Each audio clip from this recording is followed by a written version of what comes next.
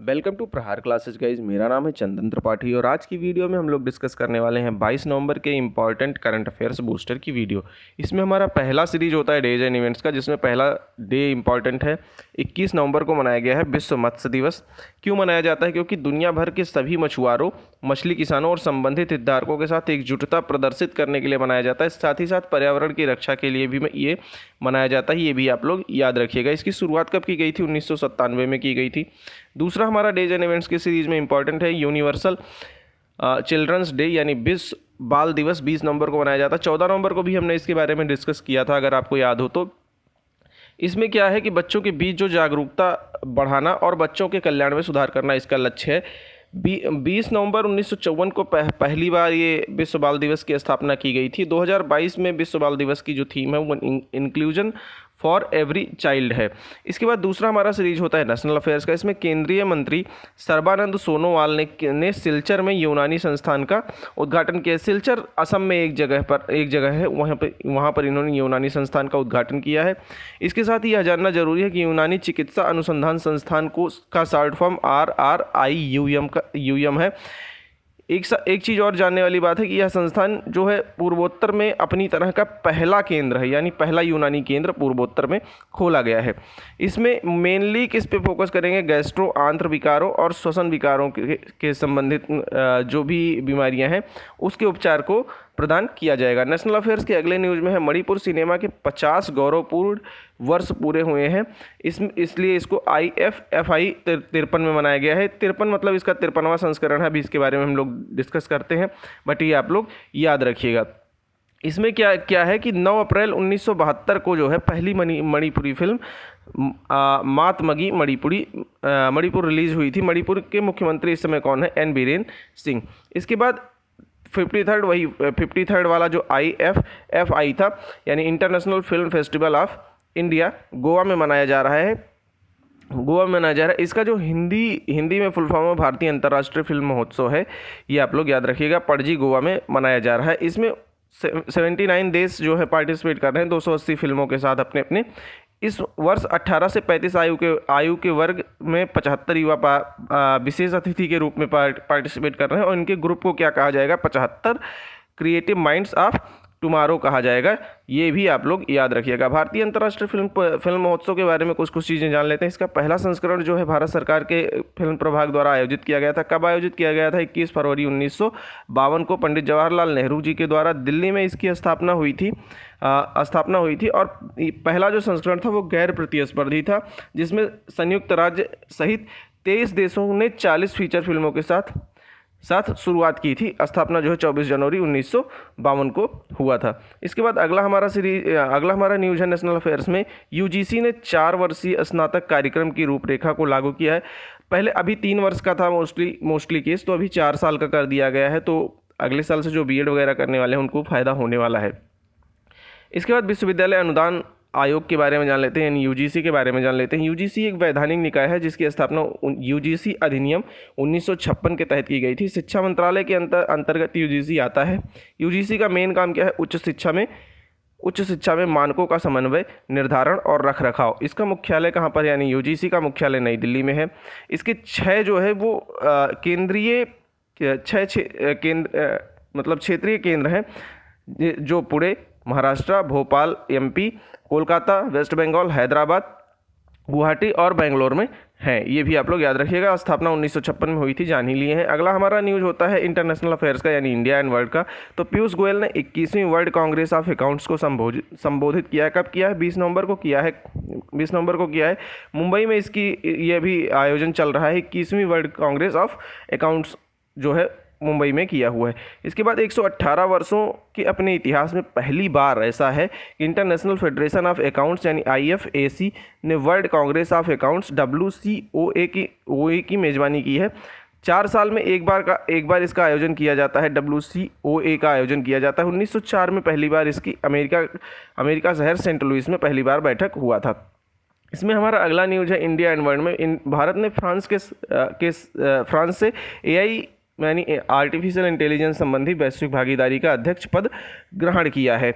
इसमें क्या क्या न्यूज़ है डिस्कस करते हैं। तो 21 नवंबर 2022 से फ्रांस से जो आर्टिफिशियल इंटेलिजेंस संबंधी वैश्विक भागीदारी उसके पास थी, अब भारत के पास आ गई है इसकी अध्यक्षता। इसके साथ ही यह जानना जरूरी है कि भारत 2020 में जी-पाई के संस्थापक देश के रूप में शामिल हुआ था। संस्थापक देश का मतलब है कि इसने इसके संस्थापना में मदद की थी, यानी इंटेलिजेंस संबंधी वैश्विक भागीदारी के संस्थापना में मदद किया था भारत ने। इसके बाद ये जानना जरूरी है कि जी-पाई किसके लिए काम करता है, तो मानव केंद्रित विकास और आर्टिफिशियल इंटेलिजेंस के उपयोग का समर्थन करने के लिए एक अंतर्राष्ट्रीय पहल के तौर पर ये काम करता है जी-पाई। इसके बाद यह अमेरिका, यूके, यूरोपीय संघ और अन्य देशों सहित 25 सदस्य देशों का एक संगठन है। इंडिया एंड वर्ल्ड के अगले न्यूज़ में हम देख लेते हैं, रक्षा मंत्री राजनाथ सिंह ने कंबोडिया में 2 दिवसीय दौरे पर होंगे। क्यों होंगे? क्योंकि आसियान के जो रक्षा मंत्रियों की 2 दिवसीय बैठक होने वाली है उसको ये संबोधित करने वाले हैं। उसका नाम है आसियान रक्षा मंत्री प्लस बैठक को ये संबोधित करने वाले हैं। इसकी जो 9वीं वार्षिक बैठक है वही हो रही है कंबोडिया में अभी। इसके साथ ही यह जानना जरूरी है कि भारत और कंबोडिया, भारत आसियान संबंधों के 30 साल पूरे हुए हैं और उसके उपलक्ष्य में भी इनको वहाँ पर बुलाया गया है। इसके बाद अगला हमारा न्यूज़ होता है बिजनेस एंड इकोनॉमी से। तो इकरा एक संस्था है ICRA के अनुसार वित्त वर्ष 2023 के दूसरी तिमाही में जीडीपी दर घटकर 6.5% हुई। दूसरी तिमाही का मतलब क्या होता है? एक वित्त वर्ष में 4 तिमाही होते हैं। वित्त वर्ष अप्रैल से शुरू होकर मार्च तक खत्म होता है, यानी 1 अप्रैल से 31 मार्च के बीच में खत्म होता है। तो दूसरी तिमाही मतलब अप्रैल से 3 महीना आगे, फिर उससे 3 महीना आगे, ये 3 महीना वाला आपका पड़ेगा, यानी जुलाई, अगस्त और सितंबर के महीने में 6.5% घटकर हुई है। इसके बाद जीडीपी के बारे में आप लोग जान ही रहे हैं। जीडीपी वो सारी प्रोडक्शन का मनी वैल्यू होता है, यानी अगर उसको बेचा जाए तो वो कितना होगा, जो भारत की टेरिटरी मतलब इसके समुद्री क्षेत्र में भी अगर वो उसकी उत्पादन किया जा रहा है तो वो जीडीपी में काउंट होगा। इसके बाद एक गोल्डन सैक नाम की संस्था है, उसने जो है 2023 के लिए भारत की जीडीपी का अनुमान घटाकर 5.9% कर दिया, यानी 2023 में 5.9% की दर से भारत की जीडीपी बढ़ेगी, ऐसा गोल्डन सैक नाम की एक संस्था है वो कह रही है। इसके बाद हमारा अगला सीरीज होता है memorandum of understanding and agreements का। तो इसमें भारी उपकरण खरीदारों के लिए वित्त पोषण के लिए फेडरल बैंक ने जेसीबी इंडिया के साथ समझौता किया। जेसीबी इंडिया एक अपने यहाँ की संस्थान है और फेडरल बैंक जो है अमेरिका का एक बैंक है। इन्होंने भारी उपकरणों की खरीद के लिए वित्त पोषण करने का करार किया हुआ है। फेडरल बैंक के इस समय के सीईओ कौन है? श्याम श्रीनिवासन है, ये भी आप लोग याद रखिएगा। अगला हमारा न्यूज है अपॉइंटमेंट्स की सीरीज से। सेवानिवृत्त आईएएस अधिकारी अरुण गोयल बने निर्वाचन आयुक्त। मुख्य निर्वाचन आयुक्त नहीं बने हैं, ये पंजाब कैडर के सेवानिवृत्त आईएएस अधिकारी थे अरुण गोयल, जो आपकी स्क्रीन पर शो भी हो रहे हैं।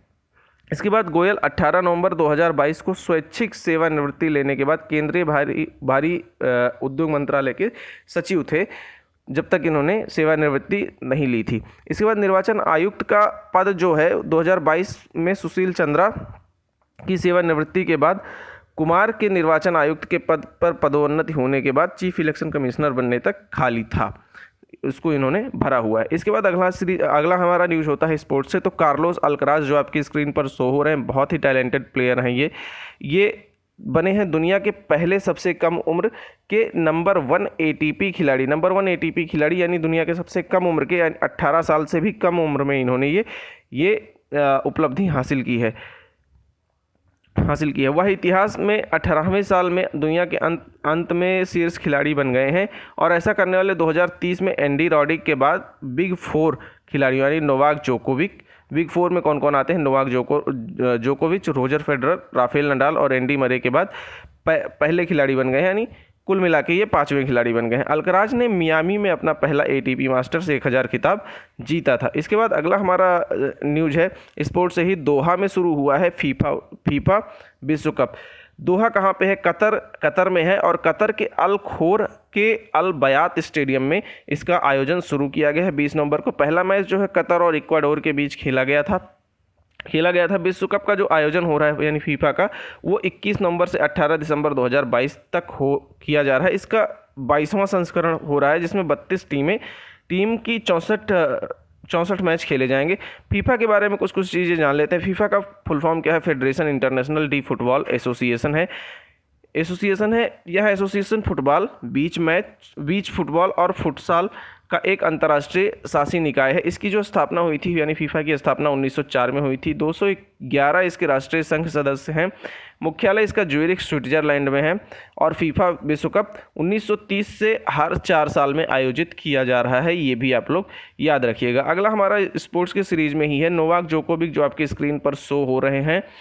इन्होंने जीता है छठा एटीपी फाइनल्स का खिताब जीता है। और कहाँ हो रहा है ये एटीपी फाइनल्स का खिताब, तो इटली के ट्यूरिन में खेला जा रहा है। और ऐसे जीतने वाले नॉर्वे के कैस्पर रूड को इन्होंने हराया भी है। ये नॉर्वे के कैस्पर रूड को हराकर इन्होंने यह उपलब्धि हासिल की हुई है। इसके बाद हमारा जो अगला सेक्शन होता है वो होता है स्टेट स्पेसिफिक न्यूज़ का। इसमें बंगाली अभिनेत्री एंद्रेला शर्मा का निधन हो गया है। एंद्रेला शर्मा कौन थी? अगर ऐसा न्यूज़ में ऐसा पेपर में आता तो ये एक बंगाली अभिनेत्री थी। इनके बारे में बहुत सारी चीज़ें हैं, अगर आप लोग चाहें तो स्क्रीन को पॉज करके आप लोग देख सकते हैं, वीडियो को पॉज करके। बाकी मुझे इंपॉर्टेंट नहीं लगा है बट मैंने इंक्लूड कर लिया है। असम से अगली न्यूज़ है। असम में मनाई जाएगी लाचित बोरफुकन की 400वीं जयंती मनाई जा रही है। लाचित बोरफुकन कौन थे? असम के महान युद्ध नायक थे। 23 नवंबर से 25 नवंबर तक इनकी जयंती मनाई जा रही है। क्यों मनाई जा रही है? बोरफुकन तत्कालीन अहोम साम्राज्य के कमांडर थे, जिन्होंने 1671 में सरायघाट के युद्ध, कल परसों में हमने इसको डिस्कस किया था, सरायघाट के युद्ध के में नेतृत्व किया था, जिसने असम पर मुगलों का कब्जा विफल कर दिया था। मतलब असम पर मुगलों ने हमला किया था कब्जा करने के लिए। उसमें बोरफुकन ने जो है वो अहोम साम्राज्य के कमांडर के रूप में युद्ध को लीड किया था, सरायघाट के युद्ध को, और मुगलों की इस जो मंशा को पूरा नहीं होने दिया था। सरायघाट का युद्ध जो है गुवाहाटी में ब्रह्मपुत्र के तट पर लड़ा गया था। इसके बाद त्रिपुरा से अगली न्यूज है। डॉक्टर माणिक साहा ने लॉन्च किया है अमर सरकार पोर्टल। अमर सरकार पोर्टल का क्या मतलब है? ये सरकार और सिटीजन्स के बीच एक तरीके से कनेक्टिविटी बढ़ाने का माध्यम है। इसमें ग्राम पंचायत के जो ग्राम समिति के जो अधिकारियों के माध्यम से लोगों को अपनी शिकायतों और समस्याओं को दर्ज करने में मदद मिलेगी। तो इसका नाम क्या है? अमर सरकार पोर्टल। इसके साथ ही यह जानना जरूरी है कि त्रिपुरा ने ही हर घर सुशासन पहल की शुरुआत की है प्रधानमंत्री मोदी के जन्मदिवस पर। त्रिपुरा के बारे में कुछ चीज़ें और जान लेते हैं। त्रिपुरा भारत में एक पहाड़ी राज्य है जो 3 तरफ से बांग्लादेश से सीमाबद्ध है, यानी बांग्लादेश से 3 तरफ से घिरा है। अपनी हस्तकला के लिए जाना जाता है। त्रिपुरा जो है ना प्राकृतिक रबर के उत्पादन में केरल के बाद दूसरे स्थान पर आता है, ये भी जानने वाली बात है। राजधानी कहाँ पर है? अगरतला। मुख्यमंत्री माणिक साह हमने पहले डिस्कस किया था। राज्यपाल सत्यदेव नारायण आर्य जी है। राज्य का दर्जा इसको कब मिला? 21 जनवरी 1972 को। राष्ट्रीय फूल सीलोन आयरनवुड है। राष्ट्रीय पक्षी हरा शाही कबूतर है। इसके बाद अगला हमारा सीरीज है स्टेट स्पेसिफिक न्यूज़ में। तमिलनाडु ने पेश किया है भारत का पहला हाथी मृत्यु ऑडिट ढांचा। तो अभी तक कोई भी स्टेट जो है वो ऐसे ऑडिट नहीं निकालता था कि कितने हाथी मरे हैं, कितने अभी बचे हैं। तमिलनाडु ऐसा करने वाला भारत का पहला जो है वो राज्य बन गया है। इसके साथ ही यह जानना जरूरी है कि भारत विश्व में एशियाई हाथियों की आबादी का 2/3 से अधिक का आवास है। मतलब 66% से ज़्यादा जो है हाथी अपने यहाँ ही रहते हैं, भारत में ही रहते हैं। मैप इन न्यूज़ के सीरीज़ में कुछ इंपॉर्टेंट नहीं था तो हमने कल वाला ही रख लिया है। इसमें पाक स्टेट के बारे में हम फिर से रिवाइज करने वाले हैं। पाक स्टेट जो है ना वो यहाँ पे जाफना एक ज़िला है श्रीलंका में, उसके और तमिलनाडु के बीच में है ये वाला। ये जो है पाक स्टेट का मतलब होता है पाक जलडमरू मध्य। तो पाक बे और बे ऑफ बंगाल को जोड़ने में ये काम करने वाला है। तो दोस्तों इस वीडियो में इतना ही। होप आपको वीडियो छोटी और इन्फॉर्मेटिव लगी हो। अगर ऐसा है तो वीडियो को लाइक कीजिए, चैनल को सब्सक्राइब कीजिए और अपने दोस्तों के साथ शेयर करना ना भूलें। Thank you very much.